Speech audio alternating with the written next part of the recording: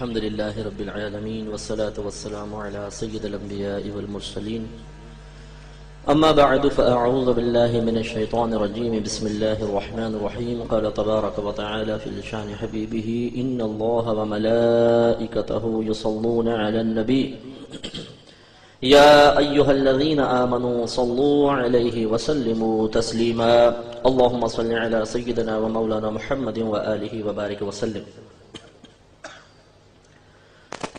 میں نے آج کی اپنی اس گفتگو کو 4 حصوں میں تقسیم کیا ہے. ایک حصہ تو بیٹھتے ہی جس قلبی کوفت کا شکار ہوا اس کے بارے میں کچھ انشاءاللہ کلام کی سعادت حاصل ہوگی. دوسرا میرے محترم میزبان کی خواہش تھی کہ نبی کریم صلی اللہ علیہ وسلم کے ان حقوق کے بارے میں کچھ کلام ہو جو آپ کے وصال مبارکہ کے بعد بھی امت پر لازم اور ضروری رہتے ہیں. تیسرا ایک آپ کے علاقے کے ہی بزرگ تھے، انہوں نے شرک کے مسئلے پر کچھ کلام کرنے کے لیے کہا، تو انشاءاللہ اس موضوع پر بھی تھوڑا سا کلام ہوگا. شرک کی حقیقت، شرک کی تعریف، اور پھر جو معمولات آج کل مسلمانوں میں رائج ہیں ان میں سے کون تحت شرک آتا ہے اور کون سا نہیں، اس پر تھوڑا سا کلام کریں گے.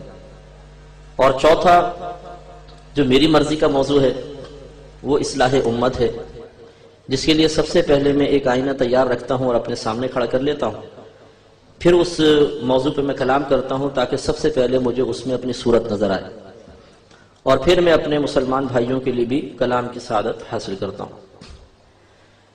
تو سب سے پہلی بات جس سے کچھ کوفت ہوئی، ایک بات تو یہ اصلاح کے لیے بھی ہے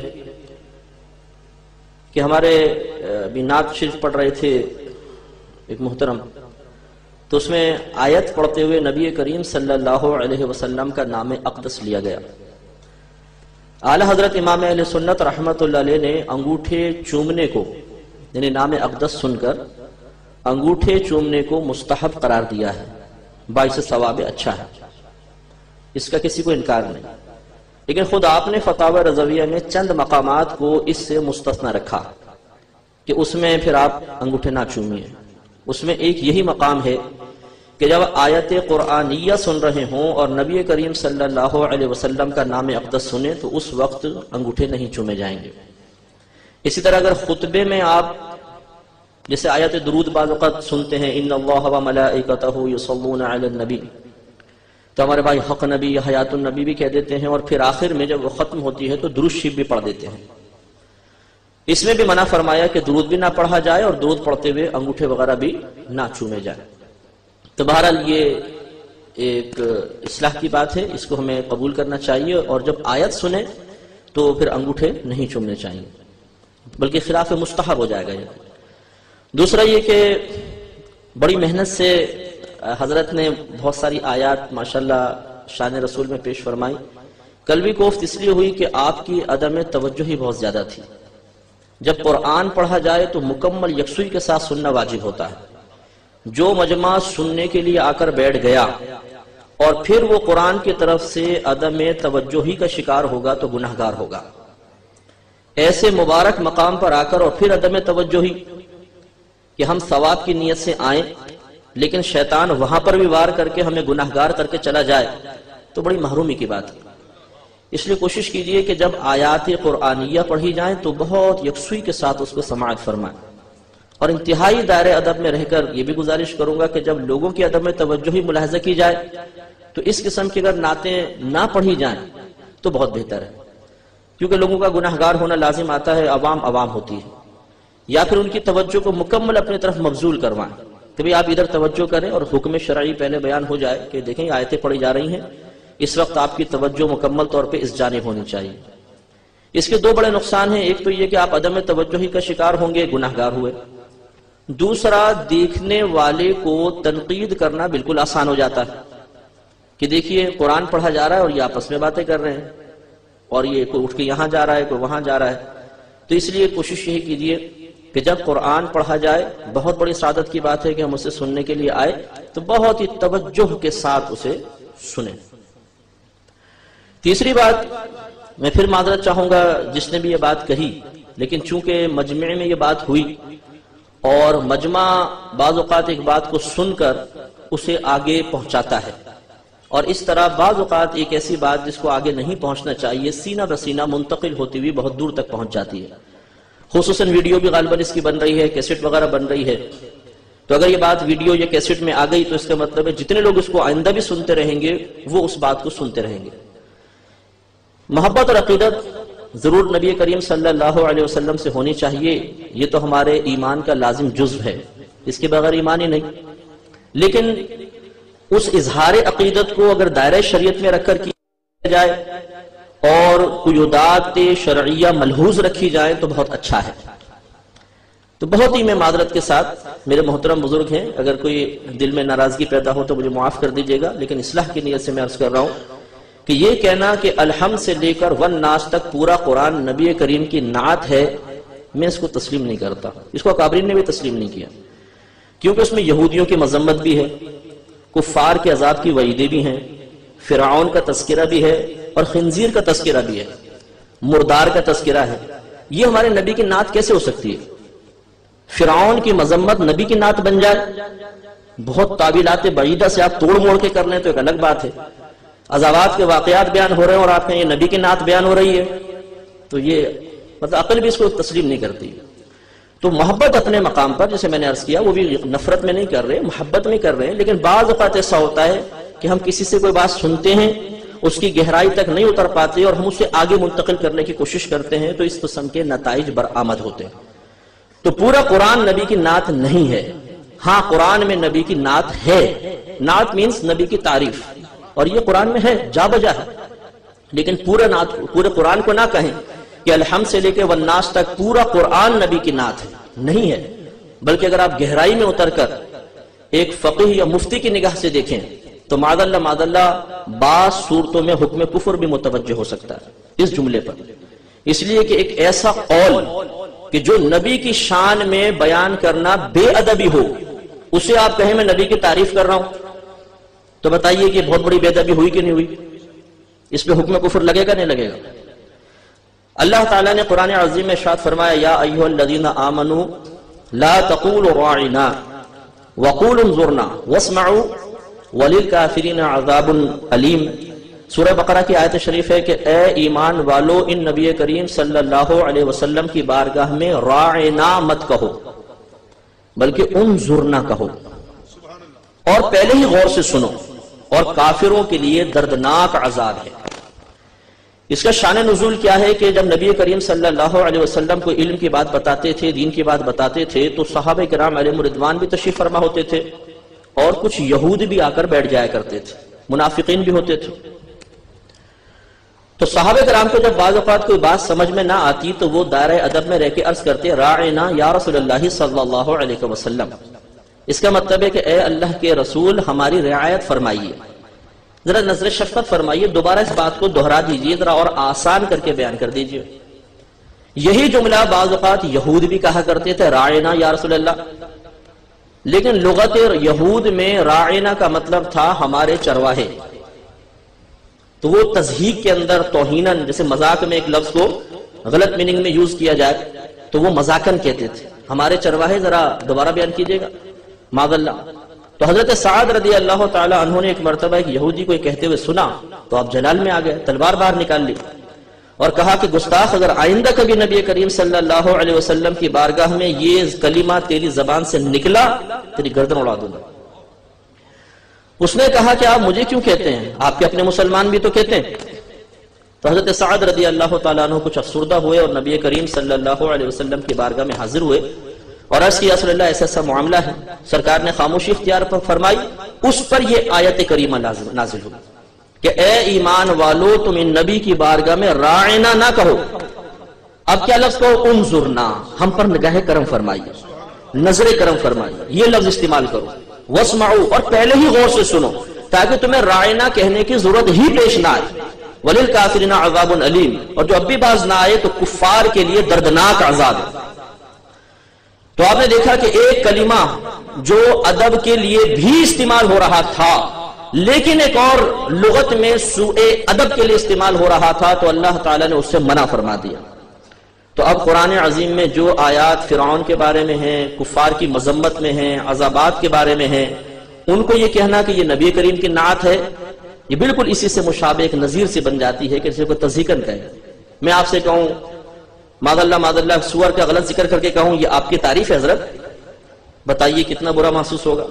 صرف سمجھانے کے لیے عرض کر رہا ہوں۔ تو میرے محترم بزرگ کا اللہ تعالیٰ درجات بلند فرمائے۔ تو یہ ہوتا ہے بعض اوقات جوش خطابت میں یہ توجہ نہیں ہوتی، جملے نکل جاتے ہیں، لیکن اس میں احتیاط کرنی چاہیے۔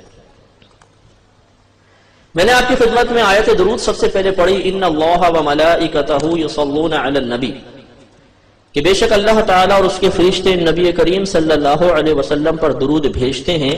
یا ایھا الذین آمنوا صلوا علیہ وسلموا تسلیما، اے ایمان والو تم بھی ان نبی کریم صلی اللہ علیہ وسلم پر درود اور خوب سلام بھیجو۔ اس آیت کو آپ بارہا سنتے ہیں، اس کے بارے میں چند باتیں میں عرض کرنا ضروری سمجھتا ہوں جن سے کئی احکامات اخذ کیے جا سکتے ہیں اور ہمارے لیے بہت نافع ہیں۔ پہلی بات تو یہ کہ بعض حضرات اس آیت کا غلط ترجمہ کر دیتے ہیں اور غلط تشریح بھی ہو جاتی ہے، یہ بھی غالباً ایک جوش خطابت کا حصہ ہو جاتا ہے کہ ان اللہ و ملائکتہ یصلون علی النبی، اس کے بارے میں کہتے ہیں کہ بے شک اللہ تعالیٰ اور ان کے فرشتے ان نبی پر درود پڑھتے ہیں۔ تو پڑھنے کا ترجمہ بالکل غلط، اس لیے کہ پڑھنے کے لیے زبان درکار ہے اور اللہ تبارک و تعالیٰ اعضائے جوارح سے پاک ہے۔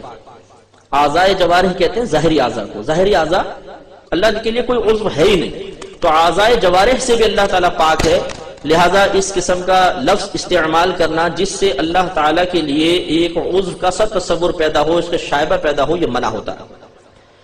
پھر جوش میں بعض اوقات یوں بھی اس کی شرح بیان کر دی جاتی ہے کہ دیکھو اللہ تعالیٰ نماز نہیں پڑھتا، روزہ نہیں رکھتا، زکوٰۃ نہیں دیتا، حج نہیں کرتا، لیکن درود ایک ایسی عبادت ہے کہ وہ اللہ بھی کر رہا ہے۔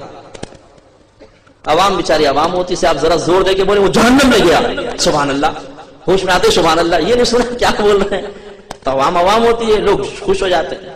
اور ہم لوگوں کے تحرک پر، لوگوں کی حرکت پر، ان کے مضطرب اور بے قرار ہو جانے کو اپنی کامیابی سمجھتے ہیں کہ شاید اب میرا بیان کچھ اثر انداز ہوا ہے کہ لوگوں میں کھلبلی مچ گئے اور کچھ نعرے لگے ہیں، تو ضرور میرے بیان نے اثر کیا، لیکن یہ اثر مثبت ہو تو بہت اچھا ہے۔ اگر اس کے غلط مفہوم نکال کر آپ نے پبلک کو متاثر کر دیا تو وہ بھی اسی جملوں کو آگے متاثر کرنے کے لیے بیان کریں گے اور کام خراب ہو جائے گا۔ لہذا یہ کہنا کہ درود ایک ایسی عبادت ہے جو اللہ بھی کر رہا ہے، یہ غلط ہے، بہت سخت جملہ ہے، اس لیے کہ عبادت کسے کہتے ہیں؟ عبادت اس عمل کو کہا جاتا ہے کہ جو عمل یہ ظاہر کر دے کہ اس کا اختیار کرنے والا کسی کی غلامی کر رہا ہے، کسی کی بندگی کر رہا ہے، کسی کا ماتحت ہے، کسی کے سامنے اظہار ذلت و عاجزی کر رہا ہے۔ جیسے آپ نماز پڑھتے ہیں، ایک عبادت ہے، آپ رکوع میں جاتے قیام میں کھڑے ہوتے ہیں انتہائی ادب کے ساتھ رکوع میں، پھر سجدے میں جا کر تو اپنی افضل ترین چیز آپ زمین پر لگا دیتے ہیں۔ یہ چیز کیا ظاہر کر رہی ہے؟ کہ یہ شخص کسی کی غلامی کر رہا ہے، کسی کی اطاعت کر رہا ہے، کسی کی بندگی کر رہا ہے، یہ ثابت کرنے کی کوشش کر رہا ہے کہ ایک ذات اتنی افضل و اعلیٰ ہے کہ میں اس کا بالکل مقابلہ نہیں کر سکتا ہوں، میں اس کے سامنے عاجز ہوں، حقیر ہوں۔ تو عبادت کا جب بھی تصور آئے گا، دو ذوات کا تصور ضرور آئے گا، ایک افضل اور اعلیٰ اور حاکم، اور دوسری مفضول، ادنا اور محکوم۔ اب اگر آپ یہ کہیں کہ اللہ تبارک و تعالیٰ بھی عبادت کر رہا ہے تو کیا مطلب ہوگا؟ آپ خود اندازہ کر لیں کہ معاذ اللہ اللہ تعالیٰ سے بڑی کوئی ایسی ذات موجود ہے جس کے سامنے اللہ تبارک و تعالیٰ بندگی کا اظہار کر رہا ہے، غلامی کا اظہار کر رہا ہے، یہ ثابت کرنے کی کوشش کر رہا ہے کہ کوئی ایک ذات مجھ سے بھی فوق اور اعلیٰ ہے، اور یہ تصور کس قدر غلط ہے آپ اندازہ کر لیں۔ تو اس لیے عبادت کا لفظ اللہ کے لیے استعمال کرنا، اس کو کفر لکھا ہے، کفر، کہ یہ نہ استعمال کیا جائے، نہ پڑھنے کا لفظ نہ عبادت کا۔ صحیح یہ ہے جو آپ کی خدمت میں عرض کیا کہ بے شک اللہ تعالیٰ اور اس کے رسول، اس کے فرشتے ان نبی کریم صلی اللہ علیہ وسلم پر درود بھیجتے ہیں۔ درود بھیجنے کا مطلب کیا ہے؟ یہ بھی یاد رکھیے گا، جب اللہ کی طرف درود بھیجنے کی نسبت کی جائے گی تو اس کا مطلب ہوتا ہے رحمت نازل فرمانا۔ جب آپ فرشتوں کی طرف نسبت کریں گے کہ فرشتے درود بھیجتے ہیں تو اس کا مطلب ہوتا ہے طلب مغفرت، مغفرت طلب کرنا۔ اور جب ہم انسانوں کی طرف درود کی نسبت کی جائے گی کہ ہم نبی پر درود بھیجتے ہیں تو اس کا مطلب ہوتا ہے دعائے رحمت. تو جب درود کی نسبت اللہ کی طرف تو کیا مطلب کہ اللہ تعالیٰ اپنے حبیب پر رحمت نازل فرماتا ہے. جب فرشتوں کی طرف نسبت تو اس کا مطلب ہے کہ فرشتے نبی کریم صلی اللہ علیہ وسلم کے لیے طلب مغفرت کرتے ہیں. اور جب ہماری طرف نسبت ہوگی تو اس کا مطلب ہوگا کہ ہم اپنے نبی کریم کے لیے اللہ کی بارگاہ میں رحمت کے نزول کی دعا کر رہے ہیں. تو آیت کا مفہوم اور ترجمہ یہ بنے گا کہ بے شک اللہ تبارک و تعالیٰ اپنے حبیب کریم صلی اللہ علیہ وسلم پر رحمت نازل فرماتا ہے اور یہ فرشتے ان کے لیے طلب مغفرت کرتے ہیں. اے ایمان والو تم ان نبی کریم صلی اللہ علیہ وسلم کے لیے رحمت اور سلامتی کی خوب دعائیں مانگو. یہ اس کا مفہوم ہے. اب آپ کے ذہن میں وسوسہ پیدا ہو سکتا ہے کہ فرشتے ہمارے نبی کی مغفرت طلب کر رہے ہیں, ہم اپنے نبی کے لیے رحمت طلب کریں. ہمارے نبی کی ذات تو وہ ہے کہ جن کے قدموں کی گرد کی برکت سے پوری کائنات میں مغفرتیں تقسیم ہو رہی ہیں. وہ تو سراپا رحمت للعالمین, جس کو رحمت درکار ہو ان کے قدموں میں چلا جائے اللہ تعالیٰ اسے سر سے پاؤں تک رحمت کے رنگ میں رکھ دے گا. اتنا کرم, تو پھر ان کے لیے طلب رحمت کی دعا. اس کا جواب یہ ہے کہ آپ نے جو وسوسہ پیدا ہوا یا اعتراض پیدا ہوا اس وجہ سے پیدا ہوا کہ شاید ہم نے یہ سمجھا کہ جب کسی کے لیے دعا کی جاتی ہے کسی بھی چیز کی تو اس وقت کی جاتی ہے جب سامنے والا اس چیز سے محروم بھی ہو. حالانکہ یہ خیال غلط. اگر ایک فقیر ایک بادشاہ کے پاس جا کر کہے کہ اے بادشاہ اللہ تجھے عزت عطا فرمائے, دولت عطا فرمائے, بتائیں دعا ٹھیک ہے کہ غلط ہے؟ بالکل ٹھیک ہے. حالانکہ بادشاہ کے پاس عزت بھی ہے اور دولت بھی ہے. تو یہ ضروری نہیں ہوتا کہ آپ جس کے لیے دعا کر رہے ہیں وہ آپ کی دعا والی چیز سے محروم بھی ہو سکتا ہے اس کے پاس پہلے ہی ہو, اور جیسے ہمارے نبی کریم کے پاس ہے. تو اب سوال پیدا ہوتا ہے یہ تو تحصیل حاصل لازم آ گئی کہ پہلے نبی کریم کو معلوم اور پھر ان کے لیے دعا کر رہے ہیں. یہ کیوں؟ یہ اس لیے کہ مجھے آپ یہ بتائیے ایک فقیر جب بادشاہ کے پاس جا کر کہے گا کہ اے بادشاہ اللہ تعالیٰ آپ کو عزت اور دولت عطا فرمائے, تو جواب میں بادشاہ کیا کرے گا؟ اسے انعام دے گا, اکرام دے گا, خوش ہو کے تحفے دے گا.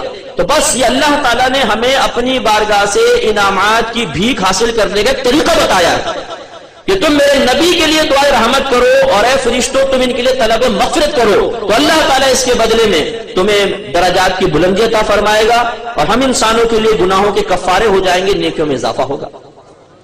تو اس لیے اس میں کوئی ڈاؤٹ نہیں ہے. ایک مسئلہ یہ ہے کہ ہمارے ہاں ہوتا ہے کہ ان اللہ و ملائکتہ یصلون علی النبی, جب ہوتا ہے تو کہتے ہیں حق نبی, بعض کہتے ہیں حیات النبی. کبھی آپ نے غور کیا کہ اس کی شرعی حیثیت کیا ہے؟ کیوں کہتے ہیں؟ کب شروع ہوا؟ کس نے کہا؟ کس وجہ سے کہا جاتا ہے؟ مستحب ہے, فرض ہے, واجب ہے, سنت ہے, کیا ہے؟ کل اگر آپ نے میرا بیان سنا ہوتا تو میرا اولین جو تمہیدی موضوع تھا وہ یہی تھا کہ ہم جو معمولات اختیار کیے ہوئے ہیں ان کے بارے میں کم از کم اتنا جاننے کی کوشش کرنی چاہیے اس کی اصل کیا ہے, اس کی شرعی حیثیت کیا ہے, تاکہ ایک بچہ اگر ہماری نئی نسل کا نوجوان ہم سے پوچھتا ہے کہ جی حق نبی حیات النبی کہتے ہیں, یہ کیوں کہتے ہیں, تو ہم اس کو سیٹسفائی کر سکیں, کچھ اس کو معقول جواب تو دے سکیں. یہ تو نہیں سے کان میں اڑ کے خبردار چلو سوال کرتا بدتمیز, تو آپ نے تھپڑ رسید کر دیا, بدتمیز کا لقب دے دیا, بچے کے دل میں کیا خیال پیدا ہوگا؟ غلط. تو یاد رکھیں کہ اگر اس آیت کو پڑھتے ہوئے درمیان میں وقفہ نہ کیا جائے اور متصل پڑھتے جا رہے ہیں ان اللہ و ملائکتہ یصلون علی النبی یا ایھا الذین آمنوا, رکے نہیں, تو پھر یہ حیات النبی حق نبی کہنا ممنوع ہوگا, گناہگار ہو جائیں گے. اس لیے کہ آیات کے درمیان میں جب قرآن پڑھا جا رہا ہو تو کوئی کلام کرنا جائز نہیں ہوتا, اور اگر وہ درمیان میں وقف کر لے تو پھر بھی یاد رکھیں کہ حق نبی یا حیات النبی کی کوئی شرعی حیثیت ایسی نہیں ہے کہ جس پر کوئی ثواب مرتب ہوگا. مباح کام ہے, کہیں تو ٹھیک ہے, نہیں کہیں تو کوئی گناہ نہیں. حق نبی تو پھر بھی سمجھ میں آتا ہے کہ بے شک اللہ تعالیٰ ان اور اس کے فرشتے نبی پر درود بھیجتے ہیں, تو ہم نے کہا حق نبی, کہ یہ تو نبی کا حق ہی ہونا چاہیے کیونکہ واقعی اللہ نے ایسا ان کو بنایا ہے کہ ہم وقت ان کے لیے رحمتوں کا نزول ہونا چاہیے. لیکن اس مقام پہ حیات النبی کا لفظ استعمال کرنا یہ بہت عجیب و غریب ہے کہ بے شک اللہ تعالیٰ اور ان کے فرشتے ان نبی پر درود بھیجتے ہیں, ہم کہتے ہیں نبی کی زندگی. کیوں حیات النبی کا مطلب نبی کی زندگی؟ کیا معنی ہے اس کا, اس قول کا کہ وہ آیت پڑھی گئی ہم نے کہا نبی کی زندگی؟ تو اس لیے سوچنے کی بات ہے, تھوڑا سمجھیے کہ ہر چیز کو اخذ کر لینا اور اخذ کرنے کے بعد اس کے معانی مفہوم پر توجہ نہ کرنا یہ ضروری ہوتا ہے کہ ہم کریں.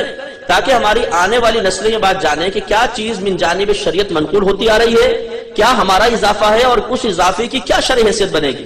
یہ بہت ضروری ہے، ورنہ میں خود یہ میرا مشاہدہ ہے، علماء اسٹیج پہ تشریف فرما ہے، آپ ایک نوجوان کو کھڑا کر کے پوچھ لیجئے کہ کتنی چیزیں ایسی ہیں جو قرآن و حدیث سے منقول چلی آ رہی ہیں، اور کتنی ایسی چیزیں ہیں جو تغیرات زمانہ کے اعتبار سے اس میں ایڈ ہو گئی ہیں. اس بچے کو بٹھائیے ذرا، بہت مہربانی ہو، بیٹا بیٹھ جائے. آپ نہیں سن رہے، دوسروں کو سننے دیجئے، کرم نوازی ہو گیا. آپ کی تصویر کھینچنا کوئی ضروری تو نہیں. ایک دفعہ درود شریف پڑھ لیجیے. اللہم صلی علی سیدنا و مولانا محمد وعلی آل سیدنا و مولانا محمد کما صلیت علی سیدنا ابراہیم وعلی آل سیدنا ابراہیم انک حمید مجید. تو میں عرض کر رہا تھا کہ ہمیں چیزوں کی شرعی حیثیت کا تعین کرنا چاہیے.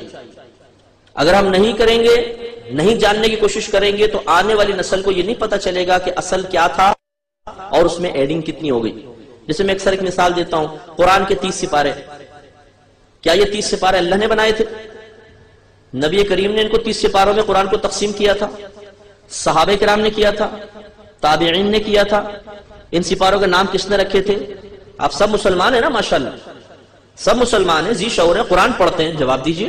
ایک کافر آپ سے سوال کرتا ہے، آپ جواب دیں اس کو. ہمیں تو پتہ نہیں. کیوں پتہ نہیں؟ قرآن سے اتنی بے رغبتی. آپ کو یہ نہیں پتا کہ قرآن کے 30 سپارے کس نے تقسیم کر دیے تھے؟ میں اس کا جواب آپ کو بتاتا ہوں. نبی کریم کے دور میں قرآن 30 سپاروں میں تقسیم نہیں تھا، صرف ایک مجلد کتاب تھی بس. سیدھا الحمد سے شروع ہوا والناس تک، کوئی سپارے کی تقسیم نہیں. صحابہ کرام کے دور میں نہیں، تابعین کے دور میں نہیں، تبع تابعین کے دور میں نہیں.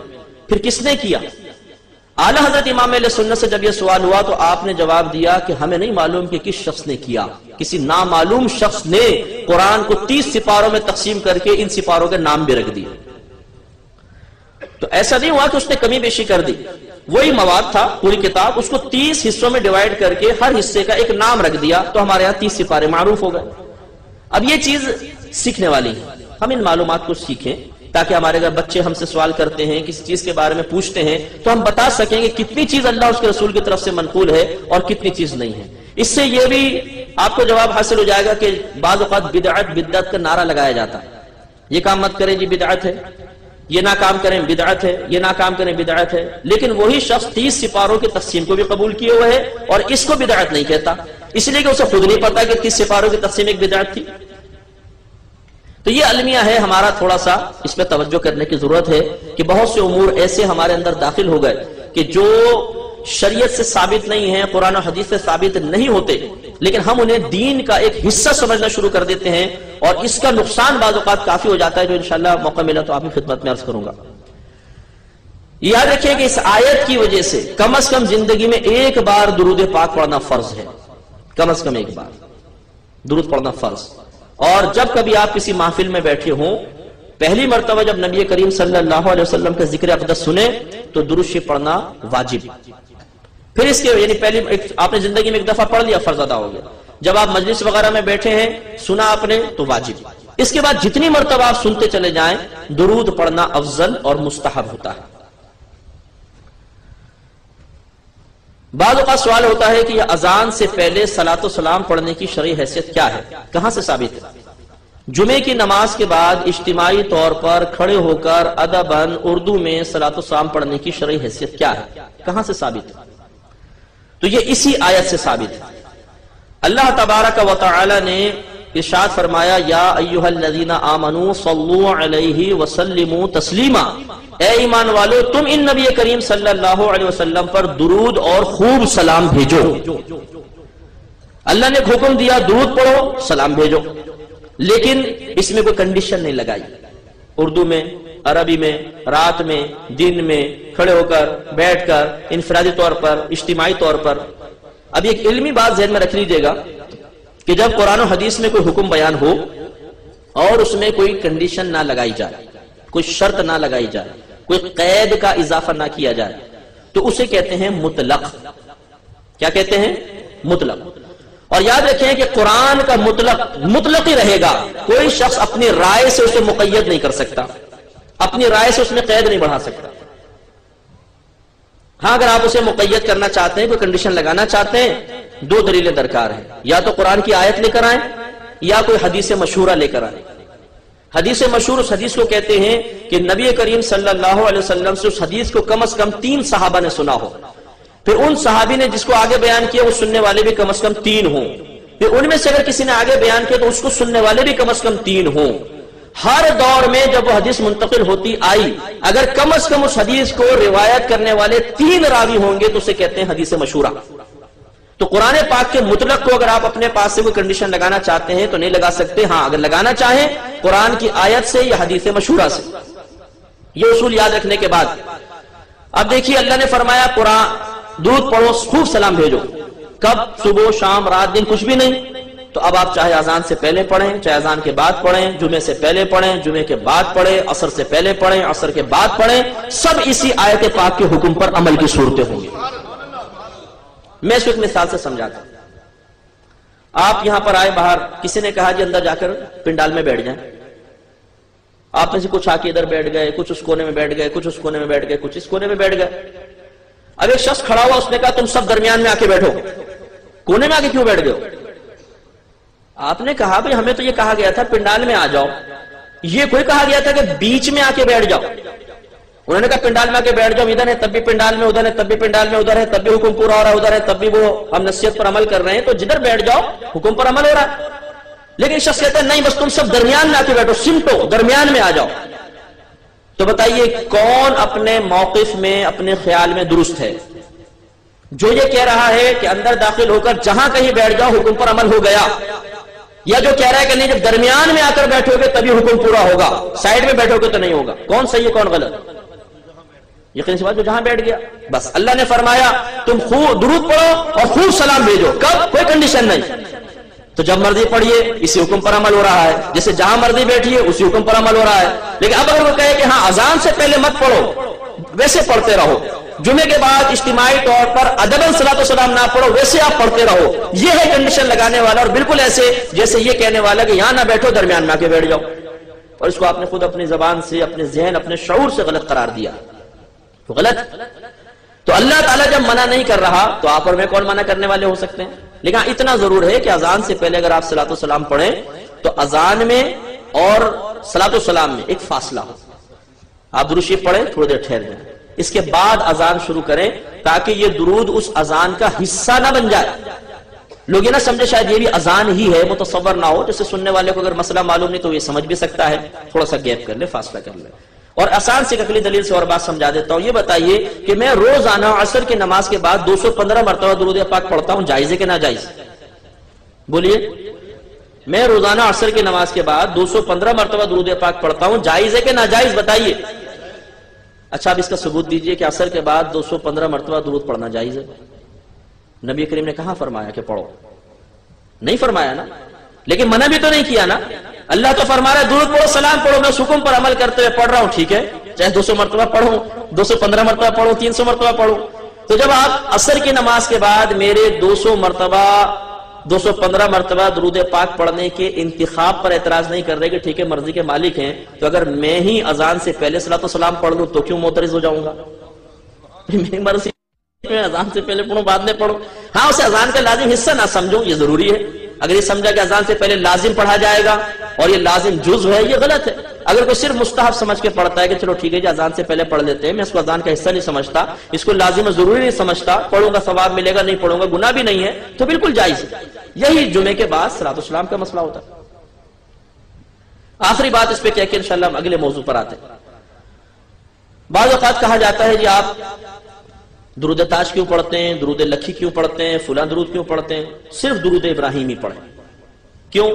اس لیے کہ نبی کریم صلی اللہ علیہ وسلم سے جب پوچھا گیا کہ یا رسول اللہ صلی اللہ علیہ وسلم سب سے افضل ترین درود پاک کون سا ہے، تو آپ نے فرمایا درود ابراہیمی۔ لہذا اور کوئی درود پاک مت پڑھو، صرف درود ابراہیمی پڑھا جائے، یہ کہا جاتا ہے۔ دیکھیے اب اس کا میں جواب آپ کو بتاتا ہوں کہ یہ غلط ہے نظریہ کہ صرف درود ابراہیمی پڑھا جائے۔ اگر نبی کریم صلی اللہ علیہ وسلم کسی چیز کی فضیلت بیان فرمائیں تو ہرگز اس سے ثابت نہیں ہوتا کہ دوسری چیز پڑھنا ممنوع بھی ہو جائے گا۔ سمجھائیں نہیں کہ ممنوع بھی ہو جائے گا، ایسا نہیں ہے۔ فضیلت اپنے مقام پر، کسی چیز کی فضیلت کے بیان سے دوسری شے کی ممانعت ثابت نہیں ہوتی ہے۔ میں کہوں کہ یہ علاقہ بہت پیارا ہے، تعریف کی. تو کیا مطلب؟ اس علاقے کی تعریف کرنے کی وجہ سے کیا دیگر تمام علاقوں میں جانا منع ہو گیا؟ اگر کوئی کہے کہ دیکھو چونکہ مفتی صاحب نے اس علاقے کی تعریف کر دی لہذا دوسرے علاقوں میں جانا ممنوع ہے، صحیح کہہ رہا ہے کہ غلط کہہ رہا ہے؟ بولیے زور سے بولیے، صحیح کہہ رہا ہے غلط کہہ رہا ہے؟ غلط کہہ رہا ہے نا. اب نبی کریم نے فرمایا درود ابراہیمی سب سے افضل ہے، تو کوئی اس کو دلیل بنا کے کہے دیکھا نا سرکار نے فرمایا سب سے افضل ہے تو باقی سب پڑھنا منع ہے. کیسے منع ہو گئے بھائی؟ کہاں فضیلت کا بیان، کہاں آپ ممانعات ثابت کرنے لگے؟ یہ وہی کرے گا جس کو فقہ کی فیک یا نقطہ بھی نہیں ملا ہو بیچارے کو اور وہ اپنا استدلال کر رہا ہو. اور آپ کے لیے ایک باعث دلچسپی بات ہوگی کہ اللہ تعالیٰ نے فرمایا یا ایھا الذین آمنوا صلوا علیہ وسلموا تسلیما. جب درود کی باری آئی تو صرف فرمایا صلو، اور جب سلام کی باری آئی تو اس میں تاکید وسلموا تسلیما.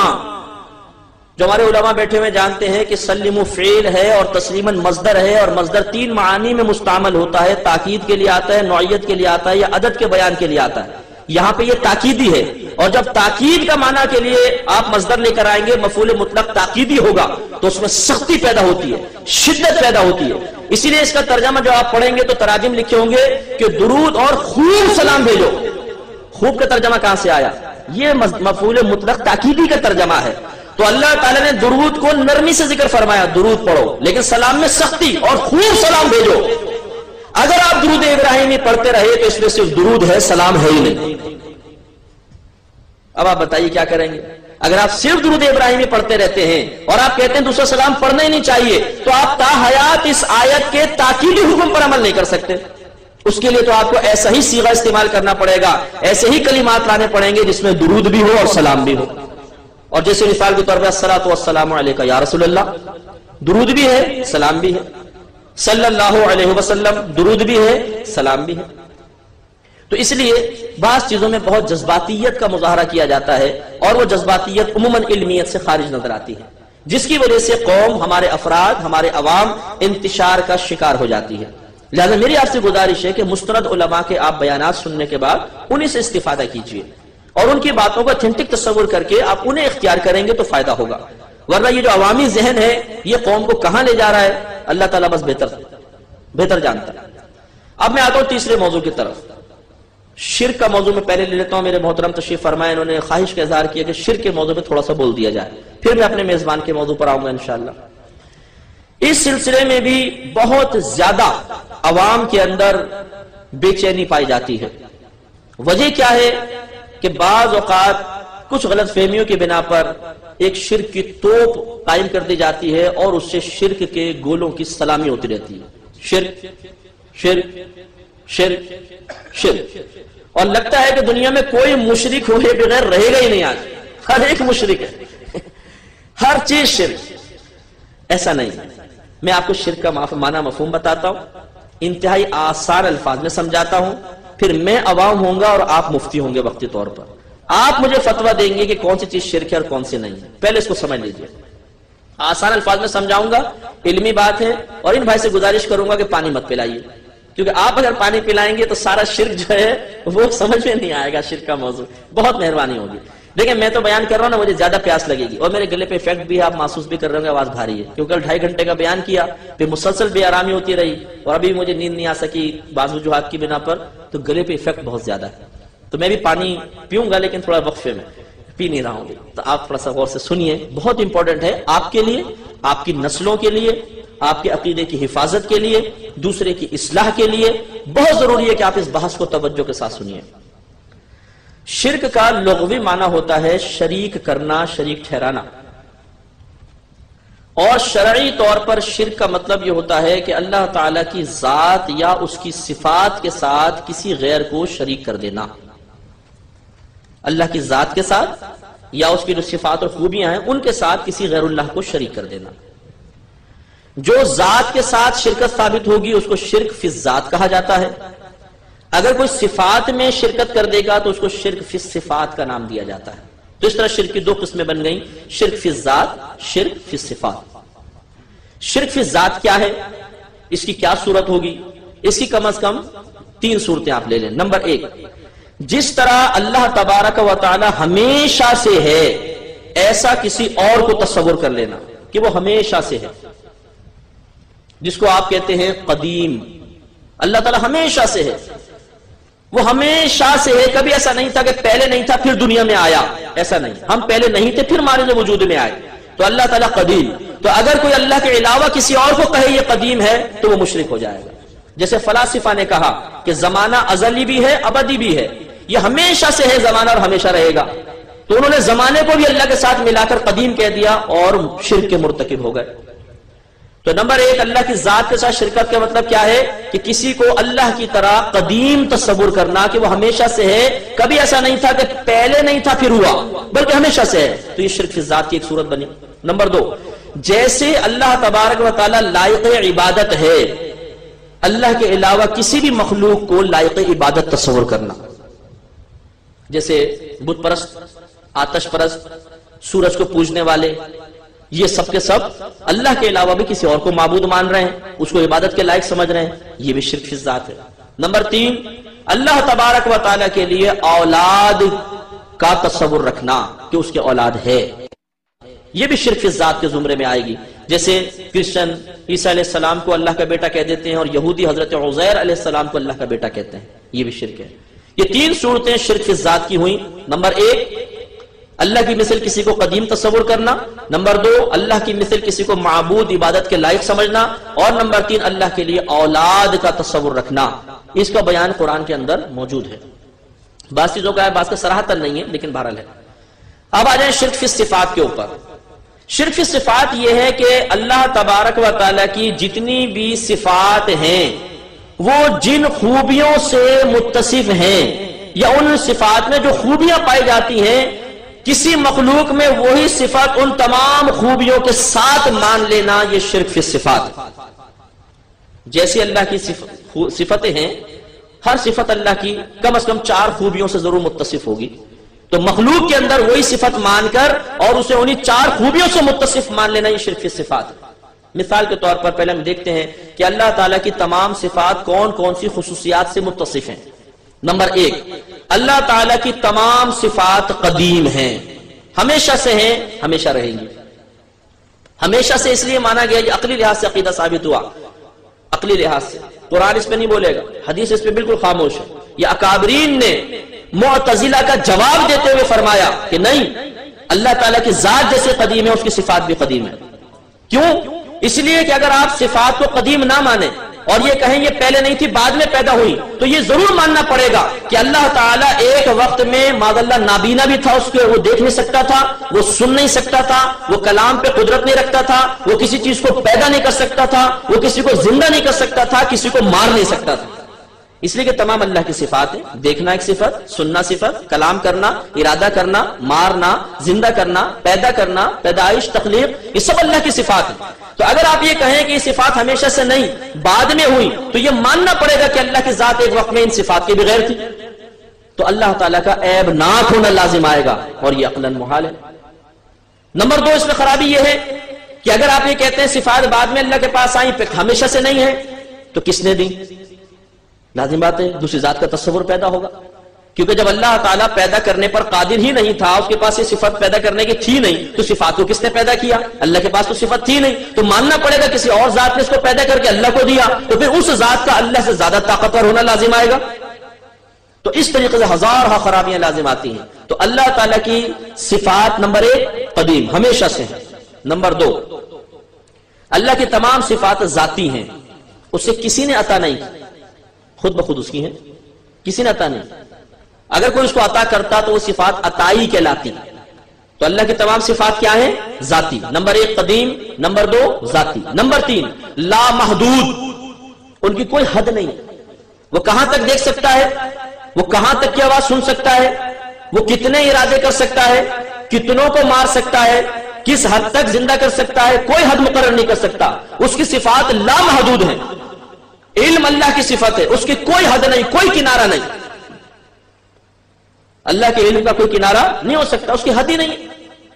تو نمبر ایک اللہ کی تمام صفات کیا ہیں؟ قدیم. نمبر دو ذاتی. نمبر تین لا محدود، کوئی حد نہیں. نمبر چار غیر فانی، اللہ کی کسی صفت پر فنا نہیں ہے، کبھی بھی فنا نہیں ہوگی. تو تو معلوم یہ ہوا اللہ تعالیٰ کی ہر خوبی 4 صفات سے ضرور متصف ہوگی: قدیم، ذاتی، لامحدود اور غیر فانی۔ اب اگر کوئی مخلوق کی صفت کے اندر ان 4 خوبیوں کو مان لے گا وہ مشرک ہو جائے گا، اور بعض اوقات ان میں سے ایک کو بھی مان لے گا تو مشرک ہو جائے گا۔ مثال کے طور پر کوئی یہ کہے کہ فلاں ولی کا علم قدیم ہے، ہمیشہ سے ہے، مشرک، کیونکہ علم قدیم نہیں ہو سکتا۔ اللہ کا علم قدیم ہے، جب اللہ نے اس کو دیا تو اس کے پاس پہلے علم نہیں تھا، اللہ کے دینے سے ہوا تو علم اس کا قدیم نہ رہا، شرک ہو جائے گا۔ نمبر 2، مخلوق کی جتنی صفات ہیں وہ ہے عطائی۔ اگر کوئی کسی مخلوق کی کسی بھی صفت کو کہے گا کہ اللہ نے اس کو نہیں دی، خود بخود ہے، مشرک ہو جائے گا۔ فلاں ولی مدد کر سکتا ہے اللہ کی عطا کے بغیر، فوراً مشرک ہو جائے گا، اس لیے کہ کوئی اللہ کے بغیر ایک تنکا بھی کسی کو نہیں دے سکتا۔ یہ مسلمان کا عقیدہ الحمدللہ۔ تو مخلوق کی صفات کیا ہوئی؟ غیر قدیم اور غیر ذاتی یا عطائی۔ نمبر 3، اگر کوئی یہ کہے کہ کسی مخلوق کی صفت لامحدود ہے، اس کی کوئی حد نہیں، شرک ہو جائے گا۔ ایک ہے کسی مخلوق کی صفت کو لامحدود ماننا، ایک ہے حد نہ جان پانا، فرق ہے۔ ہمارے نبی کا علم کتنا ہے آپ بتا سکتے ہیں؟ نہیں، اس کی کوئی حد ہم قائم نہیں کر سکتے، لیکن یہ ماننا پڑے گا کہ نبی کا علم محدود ضرور ہے، اس کی کوئی نہ کوئی حد ضرور ہے، یہ ماننا پڑے گا، لیکن کتنی حد ہے اس پر آپ اور میں مطلع نہیں ہو سکتے، اس لیے کہ علماء نے ارشاد فرمایا کہ دنیا کا سمندر کے علم کی مانند آپ سب تصور کر لے، اس میں سے اگر ایک چڑیا ایک قطرہ پانی پیے، منہ اٹھائے، اس کی چونچ سے جو قطرہ گرے گا تو یہ علوم کی مثال ہے۔ نبی کا علم تمام سمندر کی مثل ہے، اور اس چڑیا کی چونچ سے گرنے والا جو قطرہ ہے گویا کہ تمام مخلوق کا علم ہے۔ کوئی تقابل ہے؟ کوئی موازنہ کر سکتا ہے؟ اتنا عظیم علم ہے ہمارے نبی کا۔ تو ایک ہے کسی مخلوق کی صفت کو لامحدود تصور کرنا، یہ ممنوع ہے، اور ایک ہے کہ اس کی حد قائم کرنے سے عاجز آ جانا کہ میں نہیں کر سکتا، ہے تو محدود لیکن کہاں تک وہ حد بھی نہیں پتہ چل رہی، یہ بالکل جائز ہے۔ نمبر 4، اگر کوئی کہے کہ مخلوق کی کوئی صفت کبھی فنا نہیں ہو سکتی، غلط۔ ہر شے فنا ہونے والی ہے، ہر شے فنا ہونے والی ہے۔ اللہ کی صفات فنا نہیں ہو سکتی، مخلوق کی صفات فنا ہوں گی۔ اب یہاں پر بھی 2 باتیں، ایک ہے کہ مخلوق کی صفت کو فانی تصور کرنا، یہ ہم پر فرض ہے کہ تمام مخلوق کی صفات فانی ہیں۔ دوسرا یہ کہ ضروری نہیں کہ فانی ہو تو فنا بھی ہو جائے، جیسے ہمارے نبی کی صفات کہ اللہ نے جو عطا فرمایا اب اس پہ فنا نہیں ہو سکتی۔ ہاں وہ فانی ہم مانیں گے کہ فنا ہو سکتی ہیں، لیکن کیا ہوں گی؟ ان پہ کبھی ایسا نہیں ہوگا۔ مثال کے طور پر کیا یہ ممکن ہے کہ نہیں کہ میں گلاس اٹھا کے آپ کے سر پہ مار دوں؟ ممکن تو ہے نا، میرا دماغ گھوم جائے، مار دوں، لیکن کیا میں ماروں گا؟ نہیں، میں آپ کا ادب کروں گا، احترام کروں گا۔ ایک چیز ممکن ہوتی ہے لیکن ضروری نہیں کہ وہ ممکن وقوع پذیر بھی ہو جائے۔ تو ہمارے نبی کریم صلی اللہ علیہ وسلم کی صفات کو ہم فانی متصور کریں گے تاکہ اللہ کی صفات سے فرق ہو جائے، لیکن کیا یہ فنا ہونا واقعی بھی ہوا ہے؟ ایسا نہیں ہوگا، کیونکہ اللہ نے قرآن میں اعلان فرما دیا وَلَلْآخِرَةُ خَيْرٌ لَكَ مِنَ الْأُولَىٰ، اے حبیب ہر آنے والی گھڑی آپ کے حق میں پہلی سے بہتر ہے۔ جو صفات اللہ نے آپ کو عطا فرمائے اس کو روز بروز ترقی ہوتی جائے گی، فضائل و کمالات و برکات کے اندر ترقی ہوگی، اس میں کبھی کمی نہیں ہوگی، لیکن یہ عقیدہ رکھنا پھر بھی ہم پہ لازم ہوگا کہ ہاں اللہ کے علاوہ مخلوق کی صفات پر فنا ممکن ہے، لیکن ممکن مارد وجود میں بھی آ جائے یہ ضروری نہیں۔ ممکن ہے کہ اللہ تعالیٰ اس مکان کو سونے کا بنا دے، لیکن شاید یہ وقوع پذیر قیامت تک نہ ہو۔ تو ممکن ہونا اور وقوع پذیر ہونا یہ کوئی لازم ملزوم نہیں ہے۔ تو اب دیکھیے اللہ کی ہر صفت 4 صفتوں سے متصف، نمبر 1 قدیم، نمبر 2 ذاتی، نمبر 3 لامحدود، نمبر 4 غیر فانی، اور مخلوق کی صفات بھی ہر صفت 4 خوبیوں سے متصف۔ نمبر 1 غیر قدیم، اس کو حادث بھی کہتے ہیں، لفظ یاد رکھیے گا، حادث، ہا الف دال اور ثا، حادث۔ تمام مخلوق کی صفات غیر قدیم۔ نمبر 2 عطائی، نمبر 3 فانی، نمبر 4 محدود۔ یہ فرق آپ کے ذہن میں آ گیا؟ یہ فرق اگر آپ ملحوظ نہ رکھیں تو کائنات میں کوئی شرک سے بچ نہیں سکتا، نہیں بچ سکتا۔ مثال کے طور پر آپ سب نے جو اپنے لباس پہن رکھا ہے اس کا مالک کون ہے؟ آپ کہیں گے میں ہوں۔ بھئی آپ نے جو لباس پہنا آپ اس کے مالک ہے کہ نہیں؟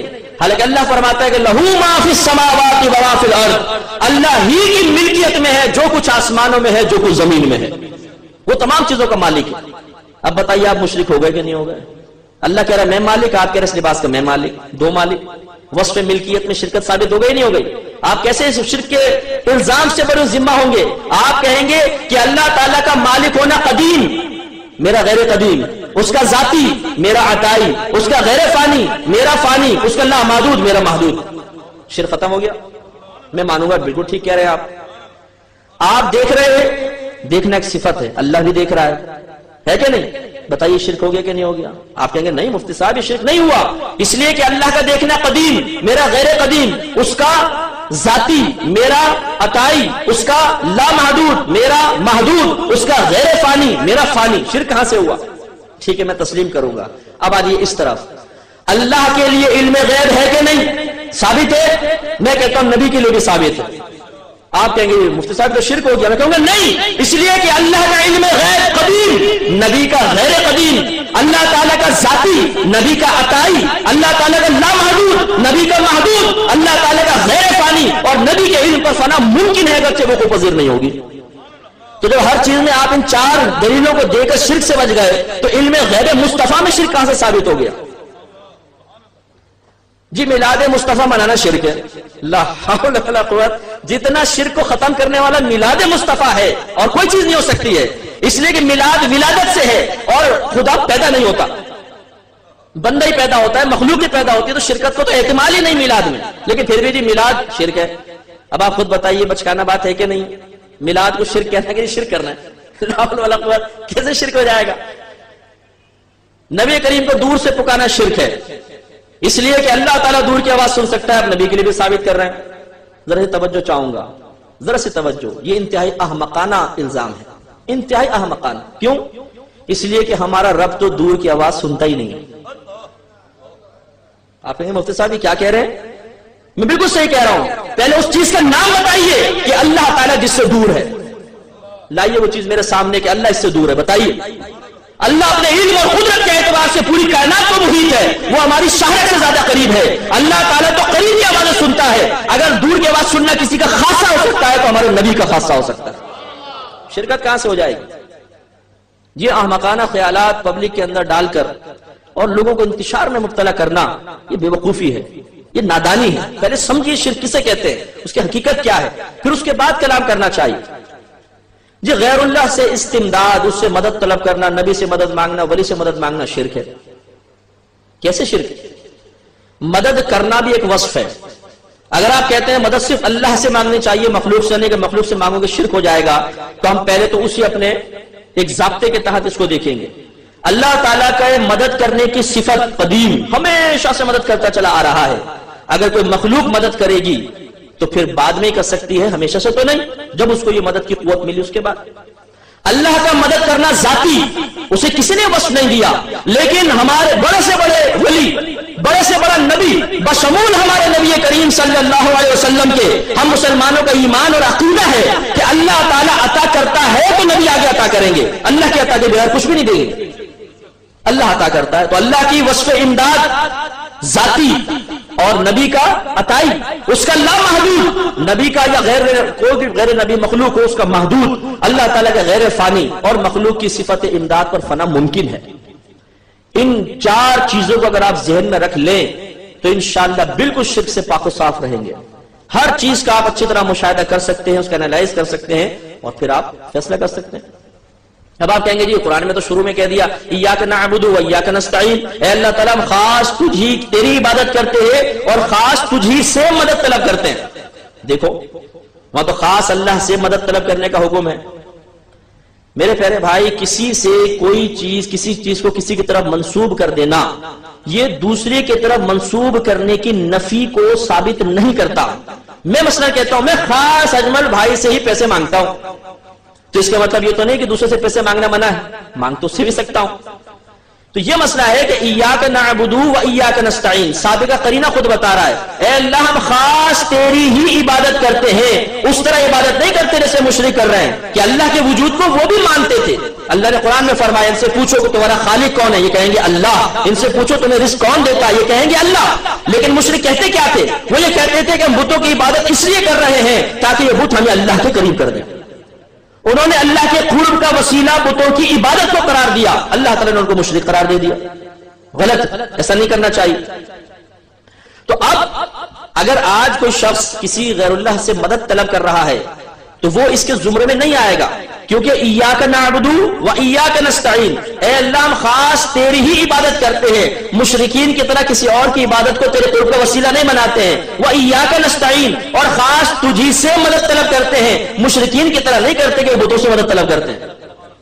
موازنہ کیجئے نا کہ جو سیاق و سباق اس کے اعتبار سے آیات کا معنی متعین ہوتے ہیں، لہذا یہاں پہ غیر اللہ سے امداد کی نفی، استمداد کی نفی نہیں ہے، مدد مانگ سکتے ہیں، لیکن سب سے بڑی دلیل میں آپ کو قرآن سے ہی دیتا ہوں۔ پہلے ایک بات یہ سمجھ جائیے کہ جتنے بھی عربی حروف ہوتے ہیں یہ دو طرح کے ہوتے ہیں، ان کے آخر میں کبھی کوئی تبدیلی واقع ہوتی ہے، کبھی نہیں ہوتی، اگر ہو تو اس کو معرب کہتے ہیں، نہ ہو تو اس کو مبنی کہتے ہیں، اور جتنے معرب کلمات ہوتے ہیں یہ کم از کم 3 حروف سے ضرور مرکب ہوتے ہیں، کم سے کم 3 حروف ضرور ہوتے ہیں، انہیں حروف اصلیہ بھی کہتے ہیں اور ان کو مادہ بھی کہا جاتا ہے۔ تو لفظ نستعین کا مادہ ہے عون، عین واو نون، اس سے بنا ہے یہ نستعین۔ اب آگے قرآن میں آگے آئیے، اللہ فرماتا ہے وَاسْتَعِینُوا بِالصَّبْرِ وَالصَّلَاةِ، یہ وَاسْتَعِینُوا بھی عون مادے سے ہی بنا ہے جس سے نستعین بنا ہے۔ تو ایک طرف ہے ایاک نعبد و ایاک نستعین، اے اللہ ہم خاص تیری عبادت کرتے ہیں، تجھی سے مدد طلب کرتے ہیں، اور دوسری طرف اللہ خود انہی حروف اصلیہ کے ساتھ بیان فرما رہا ہے وَاسْتَعِینُوا بِالصَّبْرِ وَالصَّلَاةِ، صبر اور نماز سے مدد طلب کرو۔ صبر خدا نہیں، نماز خدا نہیں، یہ غیر اللہ ہے، غیر خدا ہے، اور آپ کا رب آپ سے فرما رہا ہے وَاسْتَعِینُوا بِالصَّبْرِ وَالصَّلَاةِ، نماز اور صبر سے مدد طلب کرو۔ بتائیے کیا قرآن شرک مٹانے کے لیے آیا کہ شرک کی ترغیب دینے کے لیے آیا؟ مٹانے کے لیے آیا ہے، اور اللہ کی حکمت کے قربان جائیے۔ ایاک نعبد و ایاک نستعین، جس لفظ جن حروف اصلیہ سے نستعین کو بیان فرمایا، آگے اسی خیال کے رد کے لیے اللہ نے وَاسْتَعِینُوا بیان فرمایا ان حروف اصلیہ کے ساتھ، تاکہ وسوسہ شبہ پیدا نہ ہو جائے۔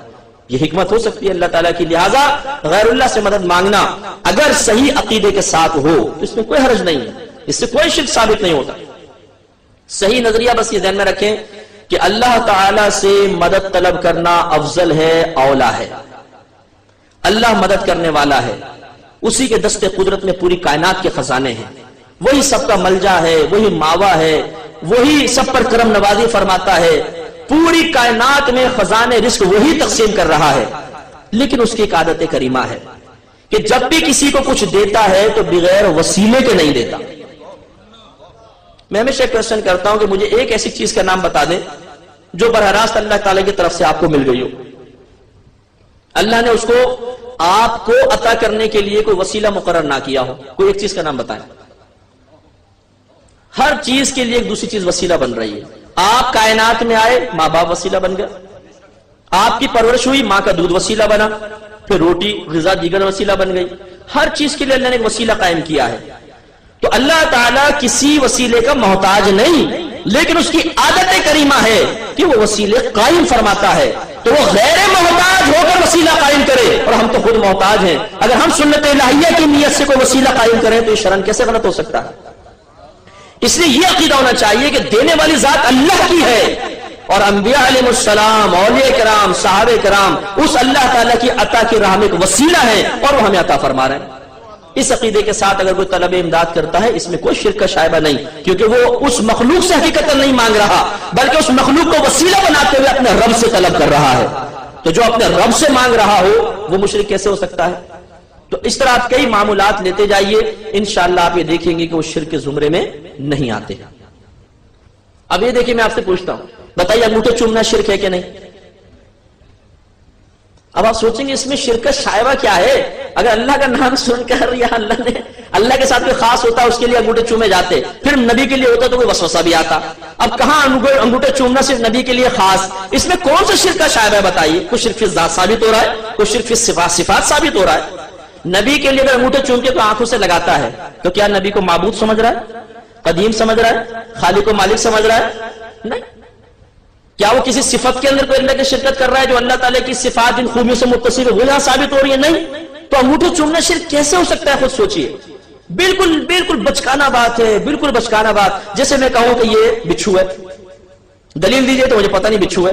ارے بھائی ایک چیز تو یہ کہاں موبائل، کہاں بچھو، آپ بالکل الٹا سیدھی بات کر رہے ہیں۔ تو یہ مطلب ذرا سوچنے والی باتیں ہیں کہ شرک اتنا آسان نہیں جتنا ہم کہہ دیتے ہیں. مشرک بننا اتنا آسان نہیں جتنی جلدی سے ہم بنا دیتے ہیں. الحمدللہ ہم مسلمان ہیں، مسلمان گھرانے میں پیدا ہوئے، ہمیں شرک سے شدید نفرت ہے. مشرک قطعی جہنمی ہم مانتے ہیں، بالکل جہنم میں جائے گا. اگر توبہ کیے بغیر مر گیا تو کبھی اس کو باہر نکلنا نصیب نہیں ہوگا. لیکن واقعی مشرک کو، مسلمان کو نہیں. یاد رکھیں گے کسی مسلمان کو مشرک کہہ دیا تو نبی کریم صلی اللہ علیہ وسلم ارشاد فرماتے ہیں، مسلم کی روایت ہے کہ جس نے کسی مسلمان کو کافر کہا اور وہ کافر نہ ہو تو یہ کفر کہنے والے کی طرف لوٹ آئے گا، وہ خود کافر ہو جائے گا. علماء نے فرمایا اس حدیث کو اس کے ظاہر پر معمول کرنا واجب ہے. اگر آپ نے کسی کو کافر کہا تو آپ بھی کافر ہو جائیں گے. کیوں ہو جائیں گے اس کی لاجک آپ کو بتا دیتا ہوں، اگر ذہن میں رہے تو بہت اچھا ہے. مسلمان اور کافر یہ جو دو لفظ آپ کسی پر بولتے ہیں اس کے عقیدے کے اعتبار سے بولتے ہیں. آپ کسی کے عقیدے کو درست پاتے ہیں تو کہتے ہیں آپ مسلمان ہیں. کسی کے عقیدے میں بگاڑ اور فساد ہے آپ کہتے ہیں آپ کافر ہو. ہے کہ نہیں؟ ایسا ہوتا ہے نا. تو معلوم ہوا کہ مسلمان یا کافر کہنا اصل میں عقیدے کے صحیح ہونے یا غلط ہونے کے اعتبار سے ہے. یہ رد المحتار میں علامہ ابن عابدین شامی رحمۃ اللہ علیہ نے علت لکھی ہے جو میں آپ کو بتا رہا ہوں. اب اگر آپ کسی مسلمان کو کہتے ہیں تم کافر ہو اور وہ کافر نہیں تو ہم اسے کافر کب بولیں گے؟ جب اس کے عقیدے کفریہ ہوں گے. حالانکہ اس کے عقیدے کفریہ نہیں ہے، مسلمانوں والے ہیں. تو گویا کہ ہم نے اسے کافر کہہ کے یہ ثابت کرنے کی کوشش کی کہ اس کے تمام اسلامی عقائد کفریہ ہیں. تو اسے کافر کہنے کی وجہ سے ہم کافر نہیں ہوئے، بلکہ اس کے اسلامی عقائد کو کفریہ عقائد قرار دینے کی بنا پر اللہ تعالیٰ ہمیں دار اسلام سے خارج کر دیتا. یہ ہے اصل علت. اب مسلمان کو مشرک کہنا کتنی بری بات ہے.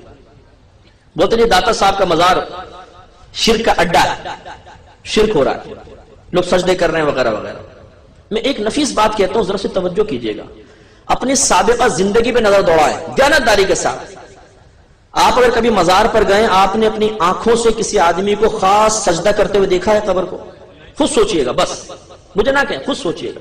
جو سجدے کی حیت ہے، کبھی آپ نے زندگی میں کسی ایک شخص کو بھی قبر کو اس طرح سجدہ کرتے ہوئے دیکھا ہے؟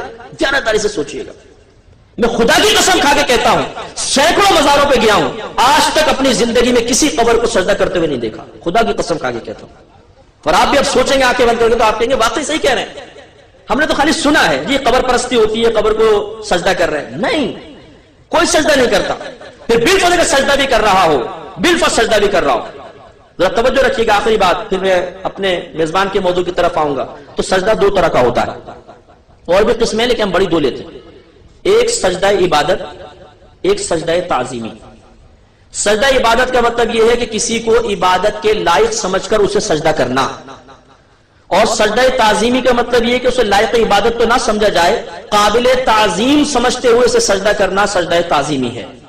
ہمارے مذہب اسلام کی تعلیمات کے مطابق سجدہ عبادت کفر و شرک اور سجدہ تعظیمی حرام اور گناہ کبیرہ ہے، لیکن آدمی کافر نہیں ہوتا. اب دیانتداری سے بتائیے، اگر ایک گاؤں کا، پنڈ کا دیہاتی بھی کسی صاحب مزار کی قبر پہ سجدہ کر رہا ہو تو کیا وہ اسے معبود سمجھ کر سجدہ کر سکتا ہے؟ میرے خیال میں کبھی بھی نہیں. وہ اسے اللہ کا ولی سمجھ کر، قابل تعظیم سمجھ کر ہی سجدہ کرے گا. کوئی بھی ایسا نہیں ہوگا کہ لائق عبادت ہے اس کو سجدہ کر رہا ہوں. میں سمجھتا ہوں مسلمان کے ساتھ یہ بدگمانی بالکل غلط. یہ ہو ہی نہیں سکتا کہ کوئی مسلمان یہ سمجھے کہ یہ لائق عبادت ہے اس کو سجدہ کرو. بھائی ایسا نہیں ہو سکتا.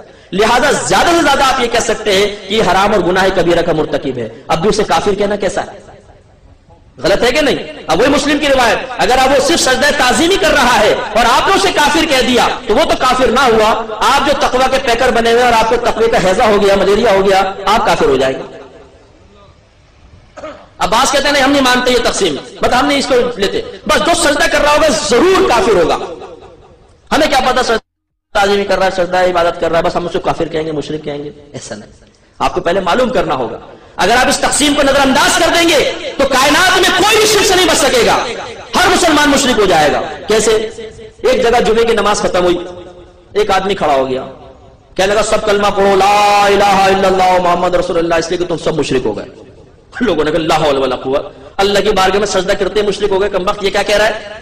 کہنے لگا میں نے یہ دیکھا کہ امام صاحب قبلے کی دیوار کو سجدہ کر رہے تھے، پچھلے والی صف امام کو سجدہ کر رہی تھی، سیکنڈ صف پہلی کو، تیسری دوسری کو، چوتھی تیسری کو، ایک دوسرے کو سجدہ کر رہے تھے. تم سب کافر ہو گئے، مشرک ہو گئے، کلمہ پڑھو کلمہ پڑھو. لوگوں نے کہا بے وقوف انسان، ہم بظاہر ایک دوسرے کے سامنے جھکے ہوئے تھے لیکن اصل نیت تو اللہ کو سجدہ کرنے کی تھی نا. معلوم ہوا نیت کا اعتبار ہے، جھکنے کا نہیں. اگر جھکنے کا اعتبار ہو تو گھر کی عورت کو دیکھیے گا کبھی جوتی تلاش کرنے کے لیے بستر کے نیچے جھکتی ہے، جیسے جھکے کہ آپ بولے مشرکہ ہو گئے کمبخت، کیونکہ جھک گئی بستر کے سامنے. گاڑی ٹھیک کرنے والے کے پاس گئے، وہ جھکا ہوا کارپینٹر نیچے کہا کہ مشرک ہو گیا. کیوں تم جھکے ہوئے تھے؟ ارے بھائی خالی جھکنے سے کوئی ہو جاتا ہے؟ نیت درکار ہے. نیت اگر آپ نہ مانیں گے تو کوئی مسجد کے اندر شرک سے نہیں بچے گا. جب نیت ہی اصل ہوئی، اب میں آپ سے پوچھتا ہوں کہ جو شخص صاحب مدار کے سامنے بالفرض اگر جھکا بھی ہوا ہے تو اس کی نیت پر مطلع ہونے کے لیے آپ کے پاس کیا پیمانہ ہے بتائیے؟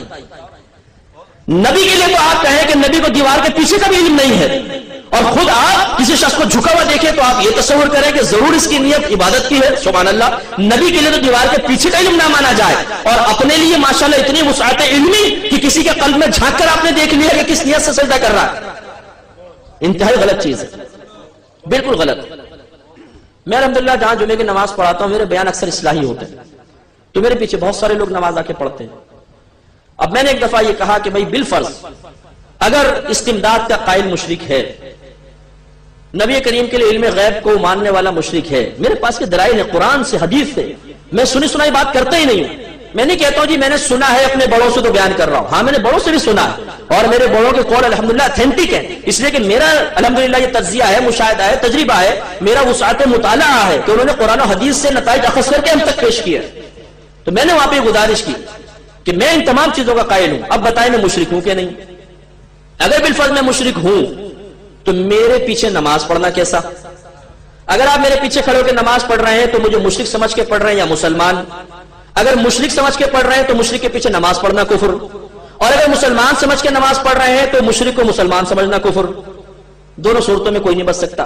تو اب جو لوگ تھے وہ کوئی ادھر دیکھے کوئی ادھر دیکھے، اور وہ تو حقیقت میں آپ کو بتاتا ہوں کہ صرف یہ سنی سنائی باتیں ہوتی ہیں، غلط فہمیاں ہوتی ہیں، انہیں زبان سے ادا کر دیا جاتا ہے. جب اس کی حقیقت پر غور و تفکر کیا جاتا ہے تو پردے کھلتے چلے جاتے ہیں کہ ہم آپس میں بہت زیادہ غلط فہمیوں کا شکار ہیں، انتشار کا شکار ہیں. مسلمان مشرک نہیں ہے، سمجھنے کی ضرورت ہے. ہاں جو غلط ہے وہ غلط ہے، اسے کبھی کوئی صحیح نہیں کہے گا. میں نہیں کہوں گا کہ مزار پہ ہونے والی ہر چیز صحیح ہے، عرسوں کے اندر ہونے والی ہر چیز صحیح ہے. ڈھول ڈھمکا، ناچنا گانا، عورتوں مردوں کا اختلاط، یہ گندی حرکات ہمارے بزرگان دین نے بالکل نہیں کی، ان کو منع فرمایا. اگر کوئی مزار پہ کر رہا ہے تو غلط کر رہا ہے. اسی طرح اگر کوئی امداد وغیرہ میں کسی بھی مسئلے میں خلاف شرع کام کرے گا اس کی بالکل حوصلہ افزائی نہیں ہوگی. لیکن جو قرآن و حدیث سے بات ثابت ہے، کوئی عمل کوئی ذات شرعیہ کے مطابق ہے، اس کو غلط نہ کہیے. سوچ سمجھے بغیر اگر آپ کہیں گے تو خود بھی پھر آپ نہیں بچ سکیں گے. اب آخری بات بس اس میں عرض کر کے آگے چلتا ہوں. اسی میں ایک بدعت کا مسئلہ بھی ہے کہ جی میلاد منانا بدعت ہے، 11ویں منانا بدعت ہے، 30 40 سب بدعت ہے. واٹ از بدعت؟ بدعت کہتے ہیں نئی چیز کو. اس کی تعریفیں آپ کو مختلف ملیں گی، لیکن میں وہ آپ کو تعریف بتا رہا ہوں جو واقعی یہ تعریف ایتھینٹک ہے اور ماننی چاہیے. نبی کریم صلی اللہ علیہ وسلم کے دور مبارکہ کے بعد دین میں یا دنیا میں جو بھی نیا کام پیدا ہوا اس کا نام بدعت ہوتا ہے، اور ہر بدعت بری نہیں ہوتی. اگر نبی کریم کے زمانے اقدس کے بعد کوئی کام نیا پیدا ہوا چاہے دین میں دنیا میں اور قرآن و حدیث کے خلاف ہے تو وہ بدعت سیئہ کہلائے گا، بری بدعت، اور یہ جہنم میں ہے. کلو بدعت ضلالہ جو سرکار نے فرمایا کہ ہر بدعت گمراہی ہے، اس سے مراد یہ والی بدعتیں ہیں. اور اگر کوئی کام ایسا ہوا کہ اللہ کے نبی نے نہیں کیا لیکن وہ کام بعد میں پیدا ہوا اور دین کی تقویت کے لیے ہے، فائدے مند ہے، مسلمان اس سے اچھا سمجھ رہے ہیں، تو یہ ہے بدعت حسنہ، اس کو اچھی بدعت کہتے ہیں. اور اگر کوئی نیا کام پیدا ہوا اس کا دین سے کوئی تعلق نہیں، دنیا کا کام ہے، دنیا کے فائدے کے لیے ہے، اگر وہ قرآن حدیث کے خلاف ہے تو وہ بھی بدعت سیئہ، اگر خلاف نہیں ہے تو اس کو بدعت مباحہ کہتے ہیں، نہ گناہ نہ ثواب. اب میں چند مثالیں دیتا ہوں. مثال کے طور پر مسجدوں پر مینار اور گنبد کس نے بنایا بتائیے؟ سب بناتے ہیں نا. امام صاحب کو تنخواہ دیں گے تھوڑی سی، لیکن مینار کے اوپر لاکھوں روپے خرچ کرتے ہیں، لاکھوں روپے کا سریا لگاتے ہیں. حالانکہ یہ کوئی سنت نہیں ہے بنانا، نبی کریم نے نہیں بنایا، صحابہ کرام نے نہیں بنایا. یہ تو بعد میں فقہائے اسلام نے اس کی اجازت دی، اس لیے کہ لوگوں کے گھر پکے بننا شروع ہوئے، مسجد میں اور گھر میں امتیاز ختم ہو گیا، مسافر آتے تھے انہیں پتہ نہیں چلتا تھا مسجد کہاں ہے، تو پھر کہا بھی کوئی مابہل امتیاز ہونا چاہیے، کچھ نہ کچھ مسجد میں اور گھروں میں فرق ہونا چاہیے. تو کیا کریں؟ چلو جی گنبد اور مینار بنا دیں. تو گنبد اور مینار شروع ہو گئے.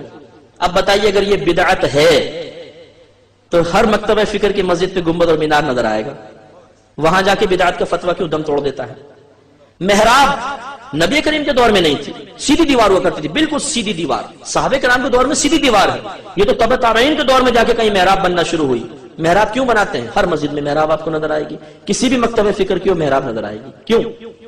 جماعت کے لیے ٹائم فکس کرنا، ظہر اتنے بجے ہوگی، عصر اتنے بجے ہوگی، مغرب اتنے بجے ہوگی، عشاء اتنے بجے ہوگی.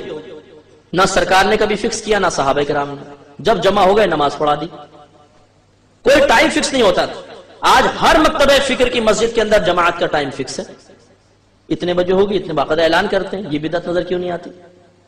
تو معلوم ہو ہر بدعت بری نہیں ہے. پھر قرآن کے آپ دیکھ لیں، اعراب زبردیر پیش. صحابہ کرام کے دور میں شاید آپ کے لیے نئی بات ہو کہ قرآن پہ نقطے تک نہیں تھے، بغیر نقطوں کے تھا. زبردیر پیش نقطے بھی غائب تھے. ان کو اللہ نے اتنا فہم عطا فرمایا تھا کہ وہ پڑھتے تھے تو خود بخود نقطے لگاتے چلے جاتے تھے. ایسا زبردست مطلب ان کا فہم تھا، حافظہ زبردست تھا. نقطے نہیں تھے، بعد میں نقطے لگنا شروع ہوئے. پھر زبر زیر پیش، رکوع کے نشانات، وقف کے نشانات، پھر منازل مقرر کرنا، یہ سب بعد کے ہے. حجاج بن یوسف ظالم بادشاہ تھا، اس نے تمام کام کیا تھا. کیا یہ بدعت نہیں ہے؟ اگر ہے تو پھر کیوں ہوتا ہے؟ اب یہ دیکھیں کہ یہ بہت سی میں نے مثالیں دی کہ ہر شخص اس کو کر رہا ہے، اور حالانکہ سب بدعتیں ہیں، لیکن کوئی بدعت حسنہ ہے. بری بدعت کی مثال آپ دیکھیں، اور اس سے یہ بھی ثابت ہوگا کہ نبی کریم کے دور کے بعد ہی بدعت کا آغاز ہوا. سیدہ عائشہ صدیقہ رضی اللہ تعالیٰ عنہ فرماتی ہیں کہ لوگوں میں نبی کریم کے وصال مبارکہ کے بعد جو سب سے پہلی بدعت ظاہر ہوئی وہ پیٹ بھر کر کھانا ہے. یہ آپ کا الفاظ ہے کہ وہ پہلی بدعت جو نبی کریم کے بعد ظاہر ہوئی، پیٹ بھر کے کھانا ہے. اب